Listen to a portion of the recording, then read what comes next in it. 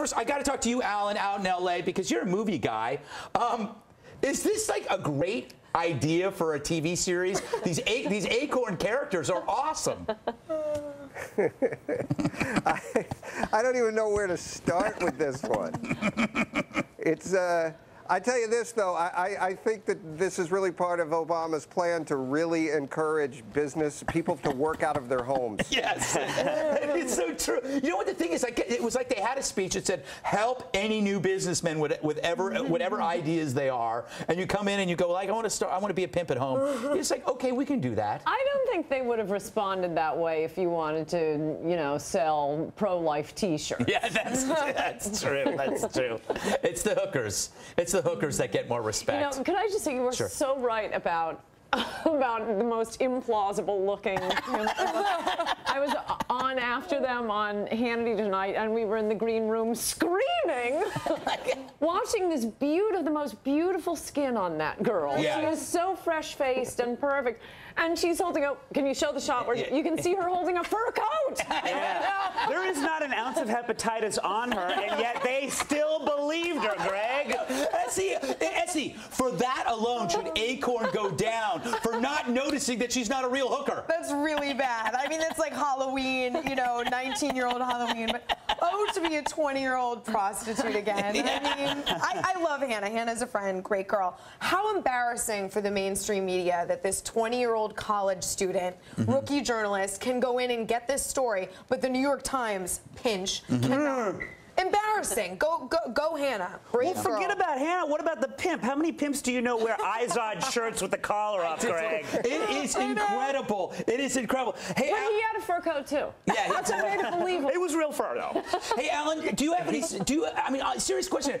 Is Acorn going to survive this? I mean, the census is abandoning them. I just don't see where they can go. The best thing about it is they keep firing they're firing 2 people a day. Somebody should be firing the people doing the firing. I feel bad for those. Hey, look, if you have $8.5 billion, you can survive in a lot of places. That's the scary part. Yeah, and I wouldn't worry about them because I hear Obama's looking for a new White House green jobs. There you go. So I think, well, it's don't worry about the Acorn workers. Clearly the money is not going into the decor of those offices. That's right. That's we're really not in a position to make fun of, Greg. Yeah. Remember, Ann's seen our office. Yeah. That's true. That Embarrassing. You know, it was unnecessary. My mom thinks I work in a palace. I just want a desk, not a box. That's all I want, Greg. I don't care about the You're getting seat. nothing. You are happy with the kiddie pool filled with sand. All right. Actually, that is a plus. Don't touch that remote. I licked it. Is Charlie Sheen bat poop crazy? We report he hires a hooker.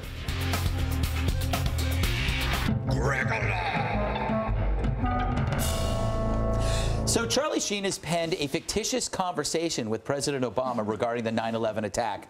See, the star of Scary Movie 3 and Scary Movie 4 believes that Bush Cheney planned it all and feels Obama should investigate it immediately in an effort to answer a, quote, bottomless warren of unanswered questions. Bottomless. Now, never mind how repulsive this is to anyone personally affected by the terror attack. Sheen is just awesome for revealing what makes a conspiracy theorist so pathetic. First, the egomania. In this open letter he wrote, he writes that the president admits liking 2.5 men. And here I thought Martin was the crazy one in the family.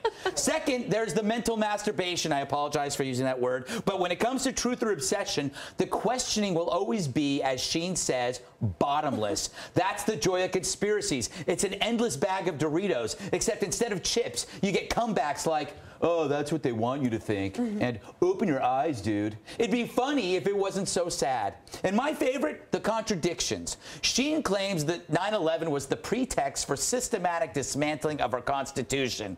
He says this without realizing that since 9/11, not a single person has shut him up. His relentless babble has done more to prove there's no cover-up than anything ever. Damn, I wish the government would silence him or at least give him a better haircut suited for a middle-aged man. It's strange, I tell you. But look, I love Sheen because he's a man unencumbered by self-awareness. Think about it. The man's, he's the world's most clueless, druggy, gambling-addicted whore banger, and he thinks he's uncovered a conspiracy and that we should all believe him. How cute is that? And if you disagree with me, then you're probably a racist.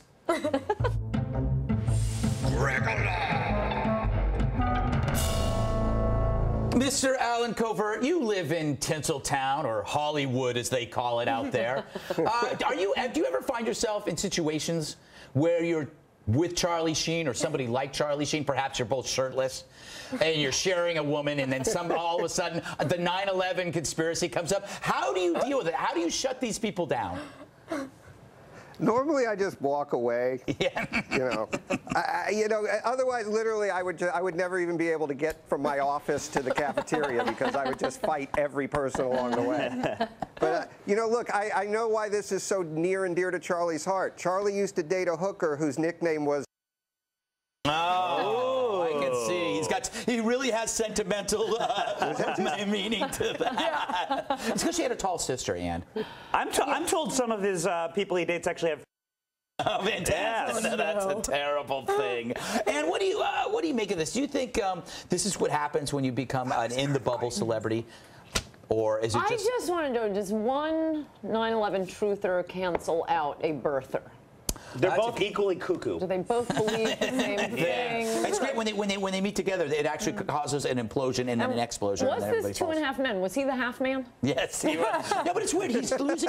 He looks strange on that show. Bill, you watch it every night. I'm convinced they're hair plugs. They're much better style plugs than Biden's, but they are hair plugs nonetheless. You watch the hairline. You look at the way they flop around. They are hair plugs. See, I have this belief that on 9/11 there should be a law that on 9/11 you're allowed to go up to a truther and throw a pie in their face and then say, it was an inside job. You did it yourself. I had nothing to do with it. Because the thing is, they can't accept any other belief but their own. So why not use the belief against them? Well, it's good logic, Greg. But at the same time, I mean, we want Charlie Sheen to keep saying these ridiculous things. We don't want the Charlie Sheens or the Lady Gagas or the Jamie Foxxes of the world to actually know how ridiculous they are. So we need to keep telling Charlie Sheen, you're so smart, Charlie Sheen. Thank you for your interesting observations, Charlie Sheen. I don't know. We already have Joe Biden. How many do we need? Yeah. And talk about hair. Bill, but you know what's scary? Charlie Sheen isn't the only one. It doesn't seem like this movement is shrinking. As you move away from a tragic event, it's like the crazies get more credence. I spoke with whomever is in charge of polls at the Poll Center and Poll Fox News, and they said that 1 out of every 4 Americans believes that there was some sort of inside job at 9/11. That's the thing. You can't say that Charlie Sheen isn't a man of the people because there are a lot of stupid people out there. How that poll question was asked. Yeah. And they were a little more vague as to how it was an inside job. They're not as crazy as Charlie, but they're in the same ballpark. Bill, I remember that time that you went outside and you walked into a bodega and you thought it was a poll place.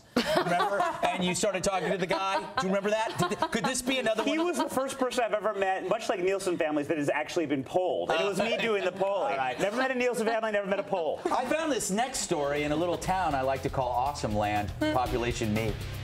Is it a reality show or a porn movie? The answer will throw up on you.